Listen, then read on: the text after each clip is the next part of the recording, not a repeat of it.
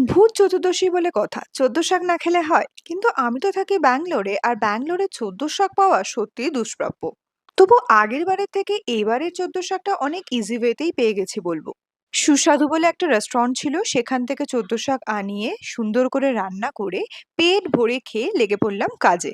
১৪ প্রদীপের সমস্ত প্রিপারেশন করার আগেই আমি আমার শ্যুটটা সেরে ফেলেছিলাম। আজ ছিল কিছু প্রোডাক্টের শ্যুট, সেইটা করে ১৪ প্রদীপ দিতে শুরু করলাম। আর তারপরে শুরু হলো আমার ডেকোরেশনটা। এবারের দিওয়ালিটা একটু অন্যরকম সেলিব্রেট করেছি। এবারে আমি নিজের বাড়িতে সেলিব্রেট করিনি। চলে গেছিলাম আমার একটা বন্ধুর বাড়িতে এবং সেখানেই সমস্ত পার্টির আয়োজন হয়েছিল। তাই বেশি দেরি না করে ঘরের ডেকোরেশন কমপ্লিট করে বেরিয়ে পড়েছিলাম ওদের বাড়িতে।